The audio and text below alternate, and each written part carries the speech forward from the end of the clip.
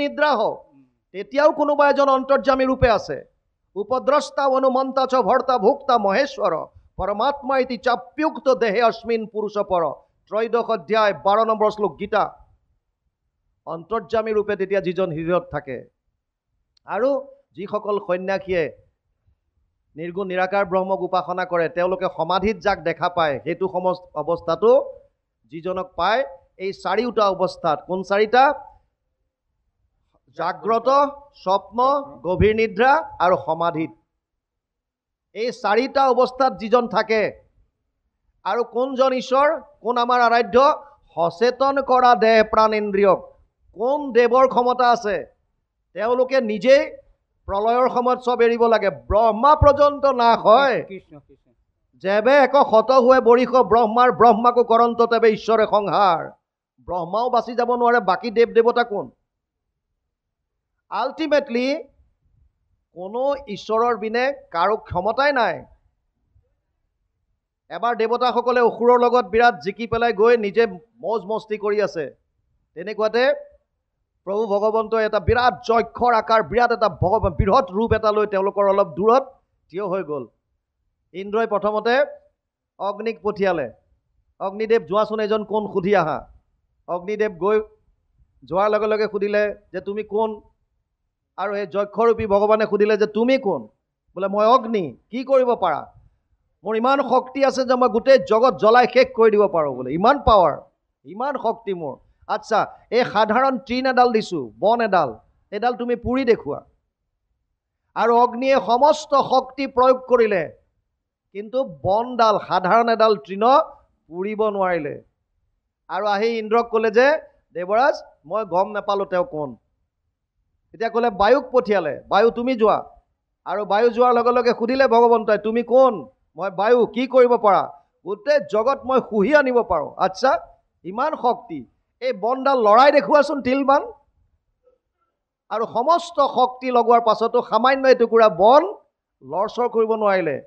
বায়ু আহি দেৱৰাজক ক'লে যে দেৱৰাজ মই গম নাপালোঁ তেওঁ কোন। দেৱতাসকলে ক'লে দেৱৰাজ ইন্দ্ৰ আপুনি নিজেই গৈ চাই আহক কোন এজন।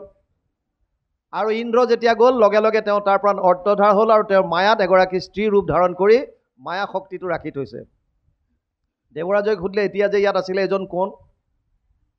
তেতিয়া ক'লে যে সেইজনেই হৈছে ব্ৰহ্ম। তোমালোকে ভাবিছিলা যে তোমালোকৰ শক্তিৰ কাৰণেহে তোমালোকে এই অসুৰ চসুৰৰ ওপৰত জয় কৰি আহিলা। আচলতে নিজস্ব তোমালোকৰ একোৱেই নাই।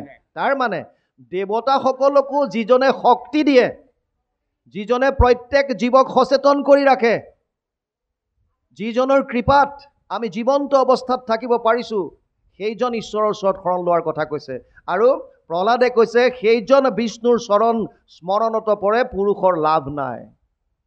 বিফলে জনম যাব যদি আমি স্মৰণ নকৰোঁ। আৰু স্মৰণত উপায় এটাই, আপোনালোকে ভাল পাবলৈ অভ্যাস কৰক, কৃষ্ণৰ প্ৰতি প্ৰেম জগাওক। যিমান ভাল পাবলৈ শিকিব, তেওঁৰ লীলাবিলাক চাওক, যি ভাল পায়। বাল্যলীলা যদি ভাল পাইছে আপুনি সেইবিলাক মনলৈ আনক। যদি আপুনি কুৰুক্ষেত্ৰৰ যুদ্ধৰ কথা ভাল পাইছে সেয়া মনলৈ আনক। যোনটো ভাল পায় কেৱল ভাল পাবলৈ শিকক কৃষ্ণক। তাৰ পাছত ইয়াত কৈছে সমস্তৰে প্ৰিয় সুহৃদয় আত্মা জগতৰে পিতা মাতা হেন জানি আন বিষয় এৰিয়া হৃদয় হৰিক চিন্তা। ভগৱান কৃষ্ণ কেনেকুৱা? সমস্তৰে প্ৰিয় সুহৃদয় আত্মা জগতৰে পিতা মাতা। পিতা অহমস্য জগতো মাতা ধাতা পিতামহ বেদ্যম পবিত্ৰ ওমকাৰ ঋগ সাম যজুৰ এবচ। 9ম অধ্যায় 17 নম্বৰ শ্লোক গীতা। হে অৰ্জুন, ময়ে সমস্ত জীৱৰ পিতা, ময়ে মাতা, ময়ে পিতামহ, ময়ে প্ৰণৱ ওংকাৰ, ময়ে বেদ জ্ঞান, চব মই। অৰ্জুনক ইয়ালৈকে কৈছে মত্ত পৰতৰম নান্যত কিঞ্চিদস্তি ধনঞ্জয় মই সৰ্বমিদম প্ৰতম সূত্ৰে মণিগণায়ব। 7ম অধ্যায় 7 নম্বৰ শ্লোক গীতা। হে অৰ্জুন, মোতকে শ্ৰেষ্ঠ আৰু কোনো নাই। মত্ত পৰতৰম নান্যত কিঞ্চিদস্তি ধনঞ্জয়, মোতকে শ্ৰেষ্ঠ আৰু কোনো নাই। যেনেকৈ এধাৰী মালাত এই সূতাডালত মণিবিলাক যেনেকৈ গুঠি থোৱা থাকে, ঠিক তেনেকৈ সমস্ত জীৱ মোৰ লগত এধাৰী মালাত গুঠি থোৱাৰ দৰে গুঠি থোৱা থাকে। আমি প্ৰসংগ কৰোঁতে যিটো আমাৰ বহাৰ যিটো আকাৰ, কেতিয়াবা আপোনালোকে ভাবি চাইছেনে নাই? নামাচাৰ্যৰ দুকাষে দুজন পালি আৰু যিটো আকাৰত বহা হয় এধাৰি আধাৰ মালাৰ দৰে হৈ থাকে। মালা, আৰু এই মালাডালৰে এটা চিম্বলিক এইটো দিছে। তেনেকৈ সমস্ত জীৱৰাশি ভগৱানৰ এধাৰি মালাৰ দৰে গুঠি থোৱা আছে, ভগৱানৰ লগত সম্পৰ্ক আছে সকলোৰে। সেইকাৰণে সেইজন ঈশ্বৰৰ ওচৰত শৰণ ল'বলৈ কৈছে, আৰু সেইজনৰ কাৰণে অৰ্জুনকো গৈ 700 শ্লোকৰ গীতা, 574টা শ্লোক ভগৱান কৃষ্ণই উপদেশ দিছে নিজে, 85টা শ্লোক অৰ্জুনে সুধিছে, সঞ্জয়ে কৈছে ধৃতৰাষ্ট্ৰক 40টা, আৰু এটা শ্লোক মাত্ৰ ধৃতৰাষ্ট্ৰই সঞ্জয়ক প্ৰশ্ন কৰিছে। 700 শ্লোকৰ ব্ৰেকআপ, এটা ধৃতৰাষ্ট্ৰ, 40টা সঞ্জয়, 85টা অৰ্জুনে কৈছে, আৰু 574টা শ্লোক ভগৱান কৃষ্ণই কৈছে। 574টা শ্লোকৰ শেষত গৈ কি ক'লেগৈ? সৰ্বগুহ্যতমম ভূয় শৃণুমে পৰমম বচ ইষ্টসীমে দৃঢ়মিতি তত বক্সামিতে হিতম। 8 অধ্যায় 64 নম্বৰ শ্লোক গীতা। হে অৰ্জুন, তোক মই এতিয়া গোপনীয়ৰ পৰা গোপনীয় কথাটো কম শুন, কাৰণ তই মোৰ অতি মৰমৰ। ইষ্টসী কি ক'লে? সব বাদ দি মোৰ ওচৰত আহ, সৰ্বধৰ্মান পৰিত্যাজ্য মাম একম শৰণম ব্ৰজ। সব বাদ দি মোৰ ওচৰত আহ। কিন্তু এটা কথা বুজি লওক, শৰণ বস্তুটো, শৰণ আমাৰ যিটো অৰ্জুনে শৰণ লৈছিল, এইবাৰ আমাৰ শ্ৰীমন্ত শংকৰদেৱ সংঘৰ যিখন ভক্তি সিন্ধু, আমি তাত এভাগ লিখা দিয়া হৈছে, গীতাৰ শৰণ এক আধ্যাত্মিক তত্ত্ব বিচাৰ বুলি পাইছে ভাৱ। আমি তাত প্ৰতিপন্ন কৰিবলৈ এটা চেষ্টা কৰিছোঁ আমাৰ দৃষ্টিভংগীৰে, যে অৰ্জুনে 3বাৰকৈ শৰণ ল'লে। প্ৰথম শৰণ ল'লে কেতিয়া? যুদ্ধৰ প্ৰাক মুহূৰ্তত। দুৰ্যোধন আৰু অৰ্জুন দুইটা গৈছে আশ্ৰয় বিচাৰি। মানে আপুনি যেতিয়া সহায় বিচাৰি গৈছে, আল্টিমেটলি আপুনি আশ্ৰয় লৈছে তেওঁৰ ওচৰত, কিন্তু এইটো কায়িক আশ্ৰয় হ'ল। কেৱল ক'লে যে মোক তুমি সহায় কৰা। তাৰ পাছত গীতা আৰম্ভ হ'ল। 2য় অধ্যায়ৰ 7 নম্বৰ শ্লোকত অৰ্জুনে পুনৰ শৰণ ল'লে।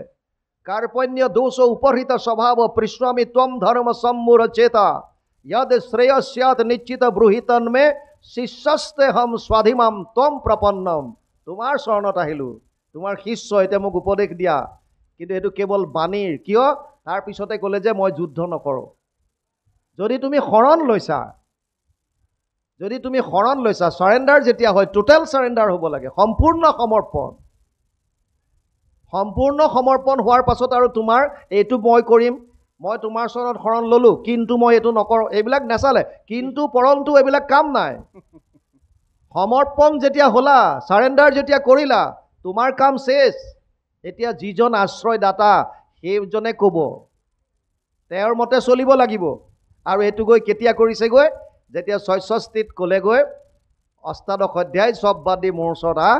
তাৰ পাছত শেষত যেতিয়া ক'লে তোৰ মনত আৰু সন্দেহ আছে নেকি, তেতিয়া ক'লে নাই, নষ্ট মহাস্মৃতিৰ লব্ধা তৎ প্ৰসাদত মই চ্যুত স্থিতোস্মি গত সন্দেহ কৰিষ্যে বচনম তব।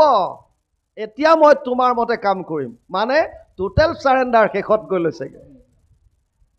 বুজি পালে?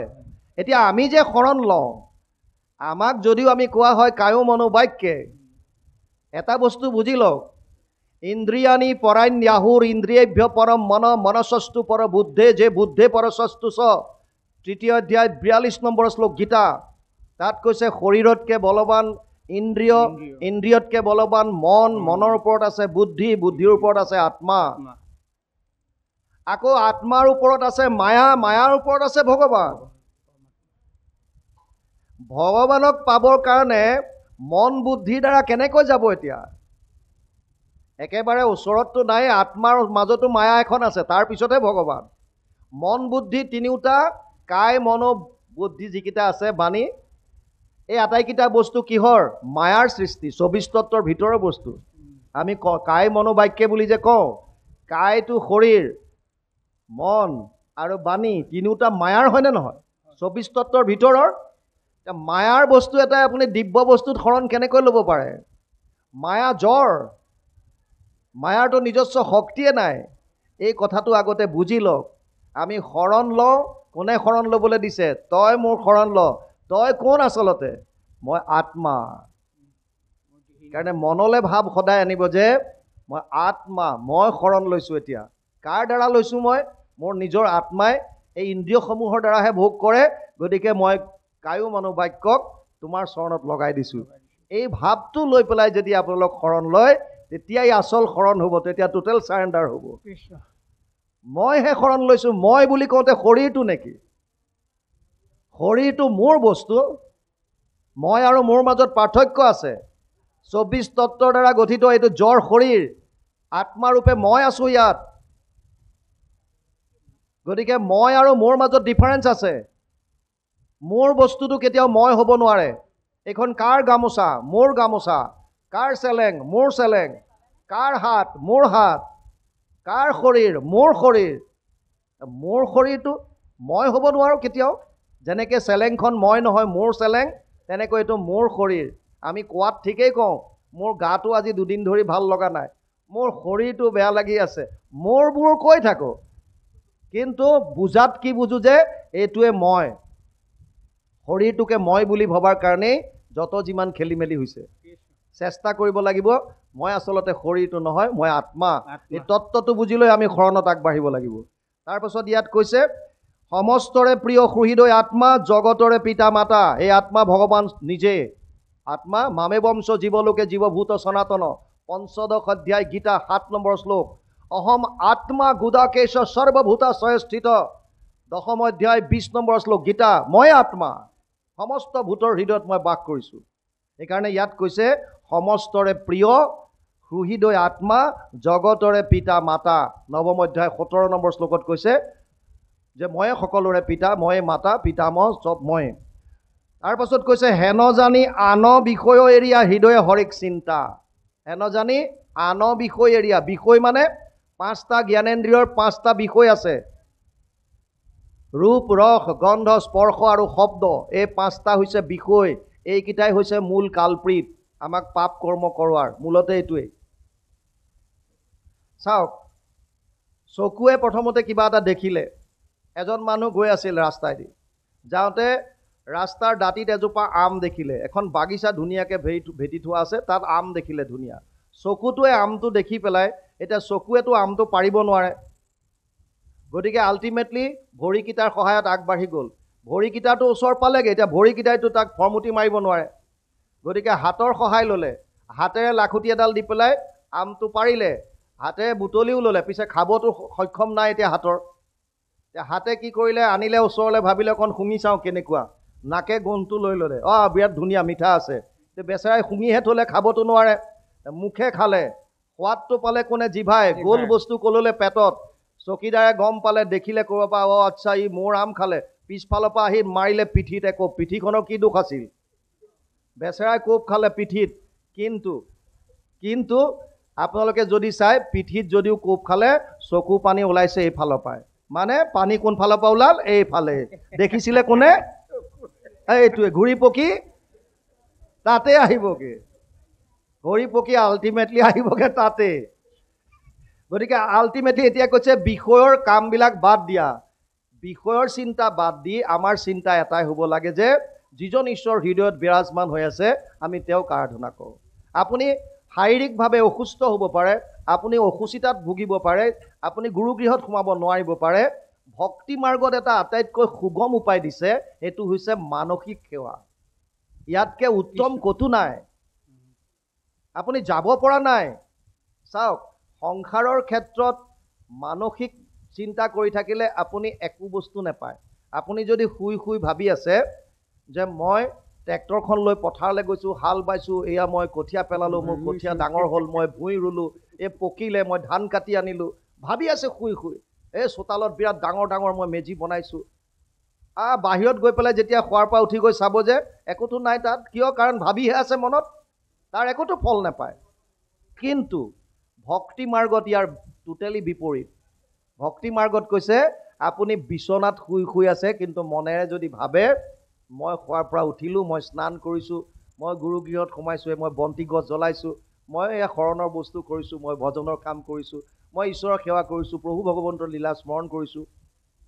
আপুনি আধা ঘণ্টা, এঘণ্টা ঈশ্বৰৰ লগত যদি আপুনি ৰৈ আছে, এই পুণ্য আপুনি অলৰেডি কমাই আছে শুই। কৰ্ম নকৰান্তে সমস্ত কৰ্মৰ ফল, আপুনি উপযন্ত দেখা ভকতিৰ বল। ভকতিৰ এনেকুৱা বল আছে যে আপুনি ডাইৰেক্ট ইন্দ্ৰিয়ৰ দ্বাৰা কৰ্ম নকৰাকেও কেৱল ভাৱৰ দ্বাৰা পাব পাৰে, কাৰণ ভক্তি কেৱল ভাৱৰ খেল, ভাৱগ্ৰাহী জনাৰ্দন। আৰু আমি তাৰ